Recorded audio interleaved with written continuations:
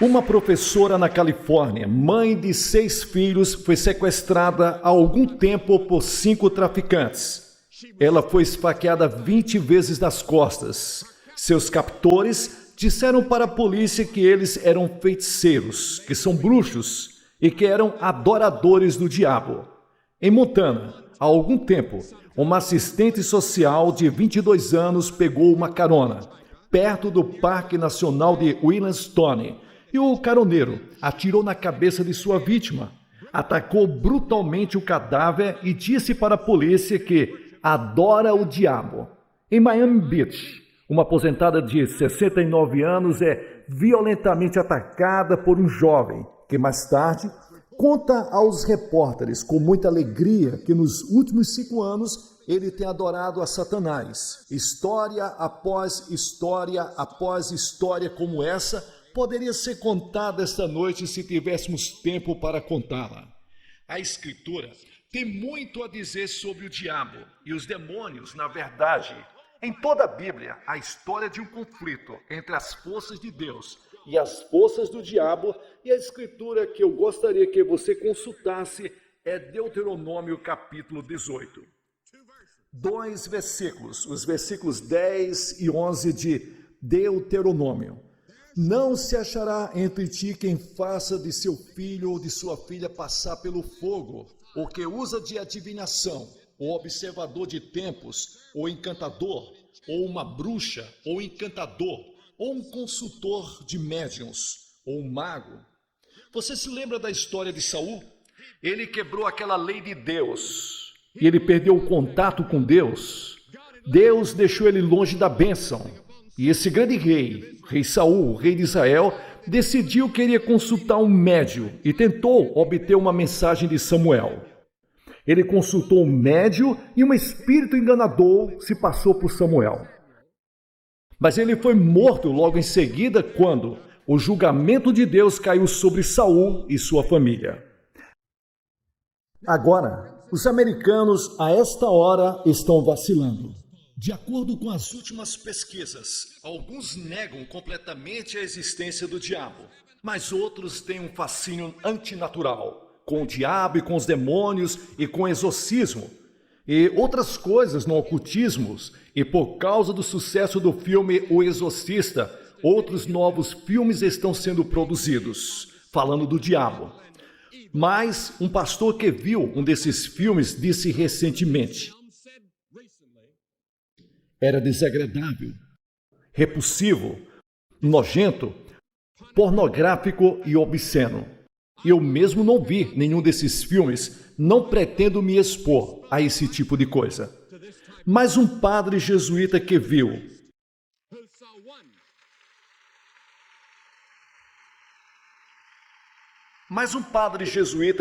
um desses filmes disse em sua pesquisa entre os estudantes universitários que a maioria dos alunos que viram os filmes gostariam de nunca tê-los visto. Agora, isto não é um fenômeno apenas na América. Também é na Alemanha, onde existem milhares de bruxas. Também está na Grã-Bretanha.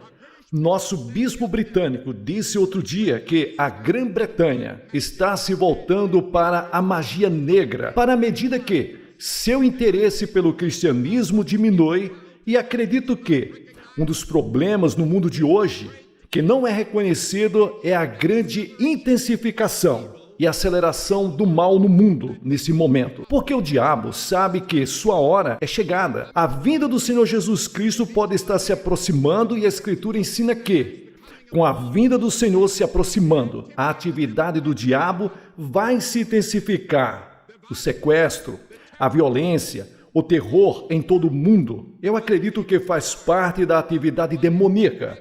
Uma autoridade diz que a bruxaria é crescente, muito mais rápido do que qualquer outra religião no mundo ocidental. E uma das razões pelas quais eu acho que os jovens se envolvem é porque isso os envolve e traz a um retorno para a natureza, em um sentido de adoração dos deuses naturais, encontrando algum poder dentro de si, ou ampliando suas mentes, alguns deles através de drogas e alguns sem drogas.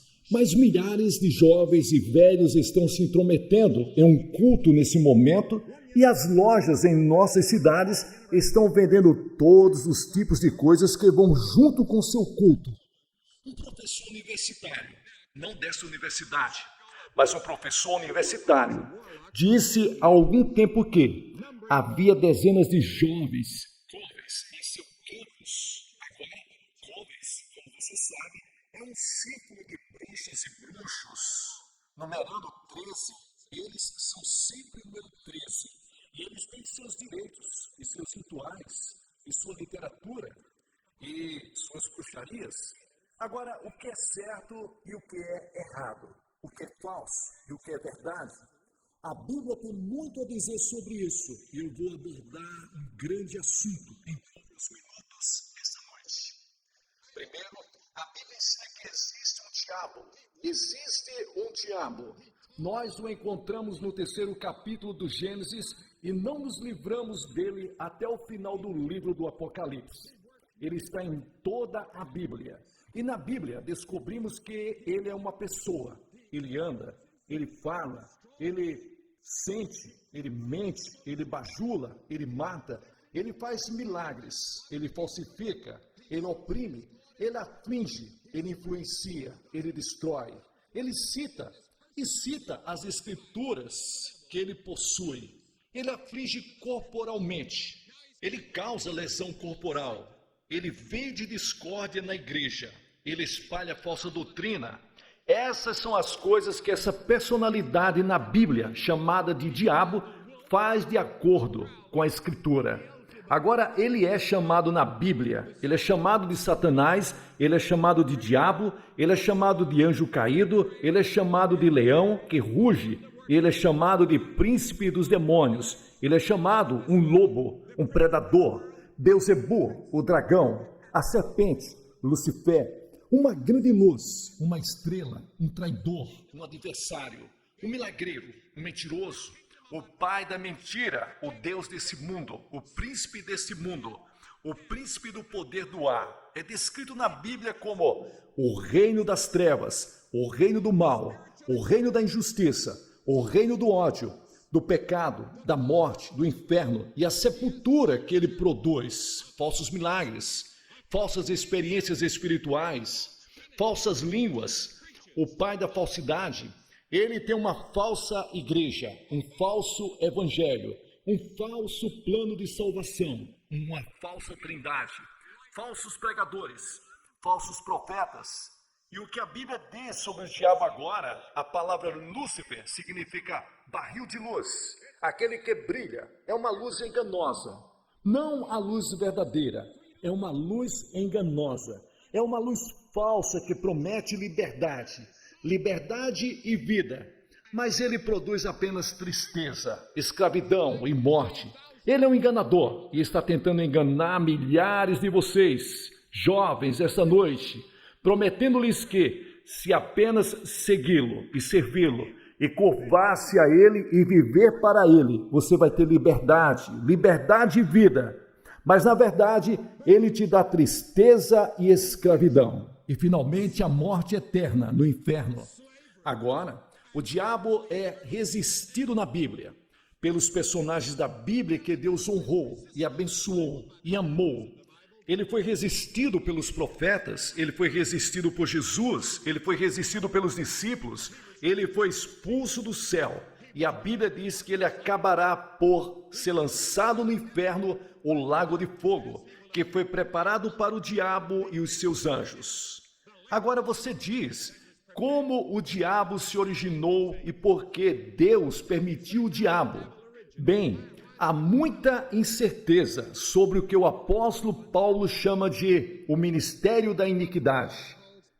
São apenas algumas coisas que não sabemos. Deus não revelou para nós, e se Deus não revelou, não devemos nos aprofundar em especulações, mas há algumas dicas na Bíblia sobre onde o diabo se originou. No capítulo 14 de Isaías diz: como caísse do céu, ó Lúcifer, filho da manhã, jogado no chão, porque disseste no teu coração: 5 vezes vou me colocar acima da vontade de Deus, contra a vontade de Deus. Ouça isso. Subirei ao céu, exaltarei meu trono acima das estrelas e me sentarei sobre o monte da congregação. Subirei acima das mais altas nuvens, serei como o Altíssimo. Em outras palavras, chegou o momento em que, em algum lugar na eternidade, quando Lúcifer, o maior e maior de todos os seres criados por Deus, liderou uma rebelião contra Deus. E parece que cerca de 1/3 dos anjos se juntou a ele na rebelião. Eles foram expulsos do céu, eles caíram sobre a terra, e o diabo e seus anjos caídos agora se tornaram demônios. Estão ativos nesse planeta, estão sob julgamento, estão derrotados pela cruz e pela ressurreição. Eles finalmente serão lançados no inferno, mas enquanto isso, eles estão ativos e aumentando sua atividade agora. O pecado de Lúcifer foi o orgulho. Ele queria ser como Deus, ele queria estar acima de Deus, ele queria ser maior em todo o universo. Então, ele liderou a rebelião. Você diz, de onde ele tirou essa ideia? Nós não sabemos. Como o pecado entrou em seu coração? Não sabemos porque Deus o permitiu? Não sabemos. Isso não está revelado. Deus não revelou, é o ministério da iniquidade. É algo que não entendemos e nunca será resolvido até que a batalha do Armagedon, quando nosso Senhor Jesus Cristo vai voltar, seguido por milhares dos exércitos do céu, e ele vai destruir para sempre o diabo e seus anjos, e seremos livres nesse planeta da maior praga, na maior coisa que já aconteceu a qualquer planeta em qualquer lugar do universo. Agora, a segunda coisa sobre demônios, o Novo Testamento deixa claro. Há um demônio, há muitos demônios. Você se lembra da história do 5º capítulo de Marcos? O homem das legiões. Esse homem estava possuído por um demônio, muitos demônios. E afetou sua mentalidade, suas faculdades emocionais e físicas, e Jesus falou com aqueles demônios. Sim, Jesus não falou com o homem, Jesus falou com os demônios. E há várias coisas sobre esse homem que me interessam hoje e são relevantes nesse momento na América. Ele estava nu e atacava as pessoas. Era violento, tão violento. E olha a violência no país. Ele queria que os demônios fossem lançados. Os demônios queriam ser lançados nos porcos. Nos porcos. Você vê a combinação que você tem aqui? Você tem a violência, nudez, autodestruição e porcos. Como algumas pessoas chamam a polícia hoje. Algumas das pessoas mais violentas, porcos. Existe uma conexão que eu não sei. Mas é bem interessante que esse homem endemoniado que Jesus encontrou teria todas essas coisas com as quais estamos lutando hoje, agora. A origem dos demônios, como eu disse há momentos atrás, não está claro. Jesus disse, eu vi Satanás cair do céu como um raio. E a Bíblia diz em Apocalipse capítulo 12 que o diabo e seus anjos lutam contra o arcanjo Miguel e seus anjos. Agora você diz o que é isso sobre o exorcismo? Bem, você sabe que a palavra exorcismo realmente significa a palavra expulsar espíritos por um ato religioso ou serviço religioso. É assim que significa expulsar um espírito maligno. E Jesus, claro, foi o maior dos exorcistas. E ele ordenou que os demônios e as forças do mal saíssem das pessoas. E aquele homem de que eu estava falando há pouco, Jesus comandou que aquela legião de demônios saíssem dele e foram para os porcos. E os porcos foram lançados no mar e se destruíram. Agora, o fato do exorcismo é uma realidade, mas é mal interpretado. Algumas das interpretações modernas, originadas, na verdade, nas práticas pagãs, Fórmulas mágicas e rituais para expulsar os maus espíritos são praticados há séculos em sociedades primitivas, geralmente acompanhadas de violência e imposição de dor. Há uma tribo na Índia sobre a qual eu li, onde eles pegam um pavio de algodão embebido em óleo e eles acendem, enfiam nas narinas das pessoas que supostamente estão possuídas por demônios. E a crueldade do exorcismo profissional em muitas partes do mundo está além da nossa compreensão e entendimento. Agora, Mateus, 8º capítulo, nos diz que quando os discípulos trouxeram a Jesus muitos endemoninhados, ele expulsou os espíritos não com um longo ritual, como estamos sendo informados hoje, mas por uma palavra sua, palavra poderosa. Os seus discípulos expulsaram demônios em o nome do Senhor Jesus Cristo, com uma palavra, o poder do nome de Cristo. E em Marcos capítulo 16, 17 diz que esses sinais acompanharão aqueles que acreditam em seu nome. Eles expulsarão demônios. No entanto, agora um aviso, não saia por aí usando o nome de Jesus Cristo de qualquer maneira, não vai funcionar.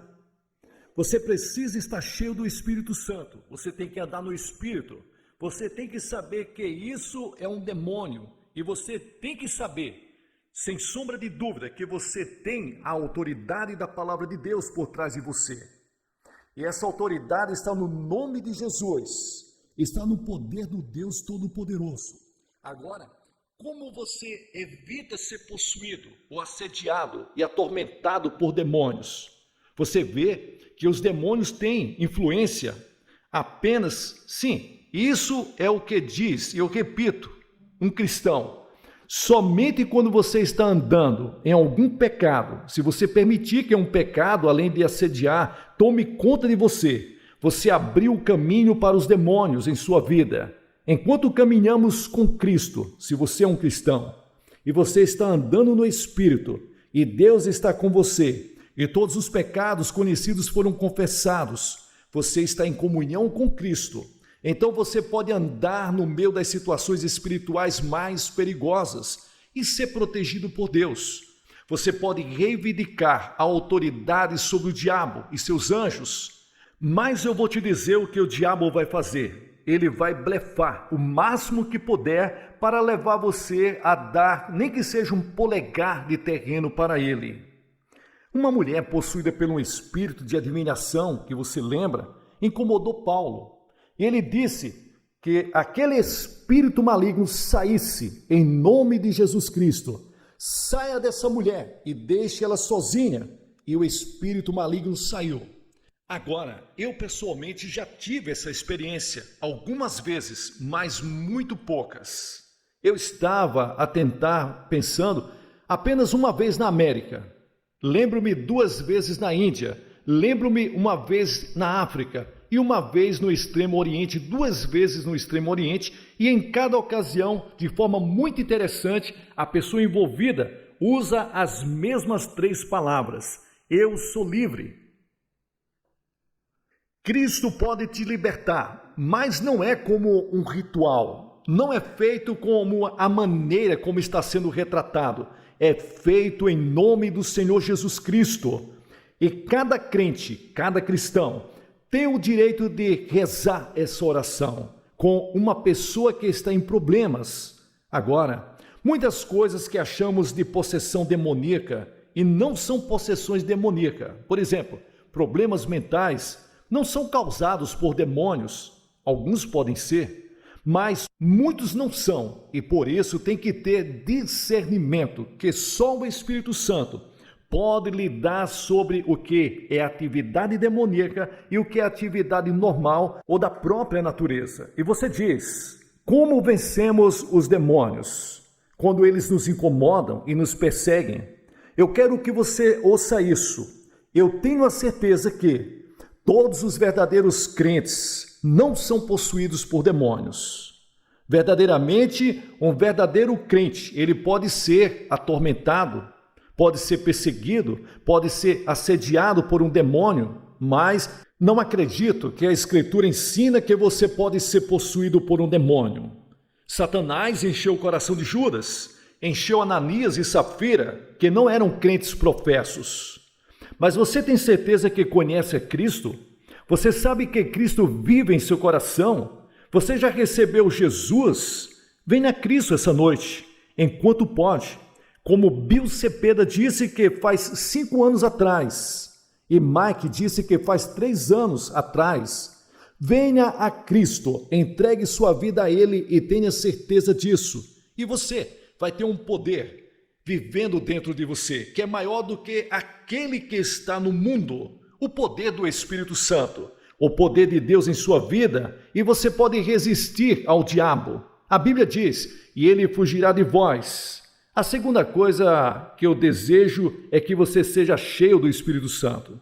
A Escritura diz que não se embriague com vinho, mas encha-se do Espírito Santo.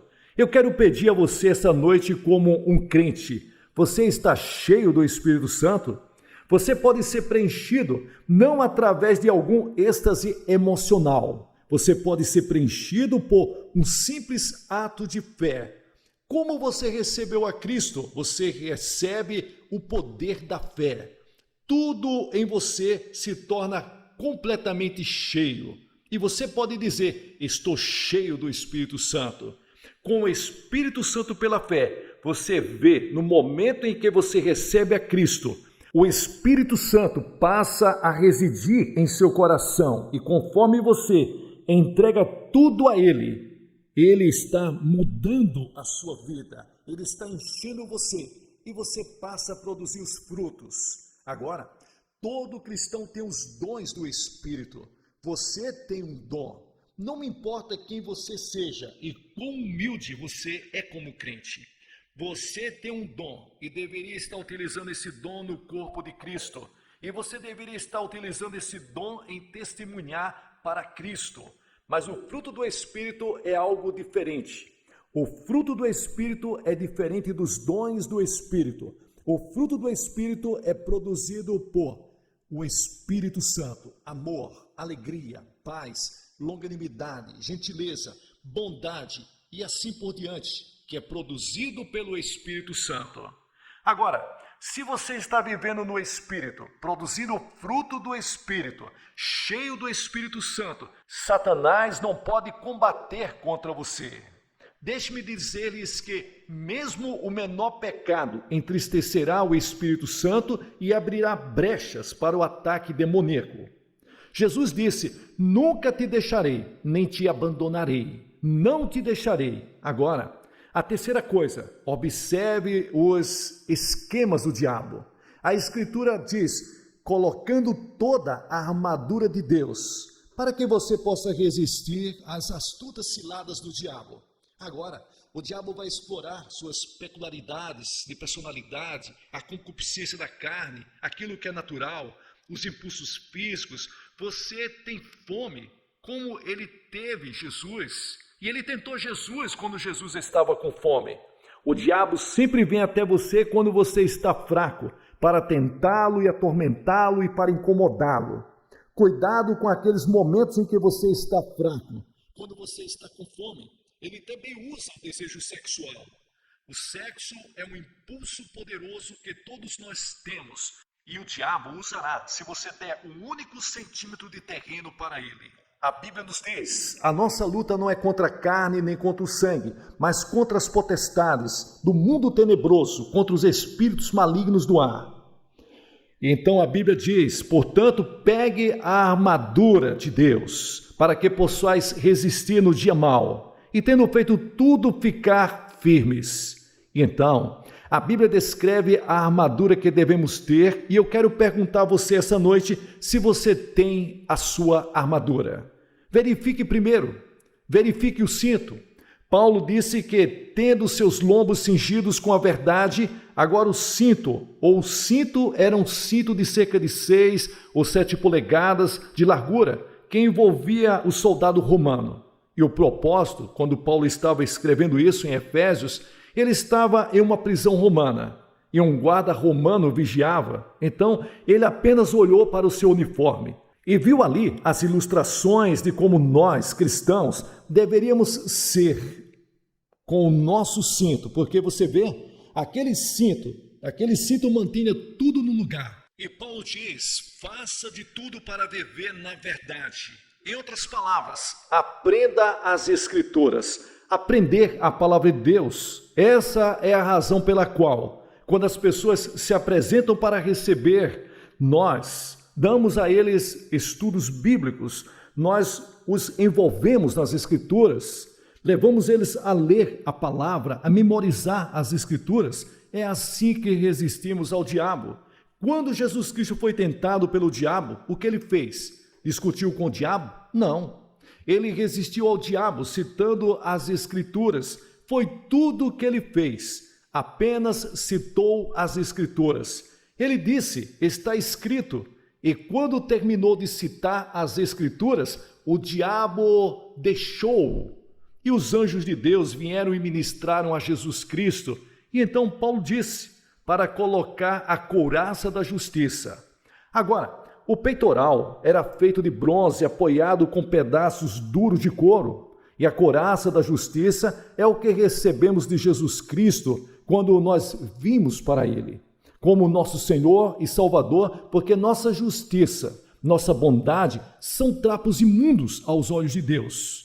Então você precisa de uma justiça que foi fornecida a você, e foi fornecida a você por Jesus Cristo na cruz, quando nós recebemos aquela couraça da justiça, para que, quando o diabo atirar seus dardos inflamados, eles não consigam penetrar naquele peitoral. E em terceiro lugar, ele diz que nós devemos estar calçados na preparação do Evangelho da Paz. Agora, isso não significa sair apenas pregando o Evangelho. Significa mais do que isso. Significa que você deve ter a paz de Deus em seu coração e serenidade, alegria, a felicidade que Cristo dá e deve estar em seu coração, para que, quando os problemas vierem, Satanás não seja capaz de chegar perto de você. Você vê que Satanás usa as preocupações, a ansiedade, a tensão para nos desequilibrar. Você está com medo? Não tema, pois eu estou com você, diz a palavra. Não olhe ansiosamente ao seu redor, porque eu sou o seu Deus, eu vou te fortalecer. Certamente eu te sustentarei com a minha destra fiel, diz o Senhor. Isaías 41. Você está preocupado com aflição? Todo mundo está com as contas acumulando, pressões, fechamento de negócios, filhos ficando fora da igreja. Quais são as suas preocupações? Você está preocupado? A Escritura diz para não estar ansioso, mas devemos levar pela oração e súplica, com ações de graças, apresentar nossos pedidos a Deus, e a paz de Deus, que excede toda a compreensão, guardará os nossos corações e mentes em Cristo Jesus. E então, em quarto lugar, o escudo que os soldados romanos carregavam. Um escudo. A Escritura diz de tudo que nós devemos pegar o escudo da fé, com o qual você poderá extinguir todos os dardos inflamados do maligno. Agora, o escudo romano tinha 60 centímetros de largura e 4 pés de comprimento, e repelia os golpes do inimigo que vinha contra eles. Quando as flechas vinham contra ele, Satanás está sempre atirando suas flechas e seus dardos inflamados. Nós precisamos do escudo da fé, confiando e acreditando em Deus, na sua palavra. E em quinto lugar, é o capacete. Pegue o capacete da salvação. O capacete é muito importante porque guarda a nossa mente, a nossa cabeça. Há muito a dizer nas Escrituras sobre a mente. Deixe a sua mente estar em Jesus Cristo. Isso irá mantê-lo em perfeita paz. Cuja mente está em ti. Intelectualmente, você não pode ver a Cristo sozinho, porque sua mente tem um véu sobre ela, colocado lá, pelo diabo. Mas quando você vem a Cristo, sua mente é iluminada pelo Espírito Santo. E as coisas que você não entendia agora, você aceita pela fé e você coloca o capacete. E isso te protege. contra o inimigo, o diabo. Ele vai tentar fazer de tudo para você duvidar. Ele vai tentar fazer você questionar. E eu me lembro do meu próprio pai. Ele disse que um pregador, há muitos anos atrás, disse para ele que ele cometeu o pecado imperdoável. E meu pai pensou nisso todos esses anos, que ele não poderia ver a Cristo. Ele não havia cometido nenhum pecado mesmo. Sabe o que era aquilo? Foi anos depois que ele reencontrou a alegria da sua salvação. Você vê que Satanás desviou e perverteu as Escrituras, e então a espada. E a espada do Espírito, que é a palavra de Deus, essa é a arma ofensiva. Você vê, a lâmina de um romano tinha cerca de 24 centímetros de comprimento, e ele iria torcer e girar, manter o equilíbrio sempre, estocando. E a Escritura diz que a palavra de Deus é viva e ativa e mais afiada do que qualquer espada de 2 gumes. Quando Satanás tentou Jesus Cristo, usou a espada, a palavra de Deus. É por isso que é importante estudar a Escritura, conhecer a Bíblia, aprender a Bíblia, e eu acredito nisso. Eu acredito que os cristãos e crentes vão passar por um período de problemas e dificuldades. Podemos ir para a cadeia, podemos ser mortos por nossa fé, como muitas pessoas em outros países do mundo têm acontecido. Não vamos escapar, está a caminho, e a maneira de se preparar é aprender este livro. Para quê? Quando eles o invocarem para testemunhar, quando eles o invocarem, você conheça as Escrituras e possa citar a palavra de Deus e seja uma testemunha. E resista ao diabo, e a Escritura diz que ele fugirá de vós. Então, a 7ª e a última coisa é orar. Orar sem cessar, disse Paulo. A oração e petição. Ore sempre no Espírito, orando no estudo da Bíblia. Verifique sua armadura, se está no lugar. Uma palavra final, a vitória final. O diabo e suas obras e a morte, o inferno, a sepultura, serão anulados, lançados no inferno e destruídos, pois Jesus Cristo na cruz já conquistou toda a nossa vitória, em nome de Jesus Cristo. Até aquele dia final, você poderá se manter firme com o poder de Deus na sua vida.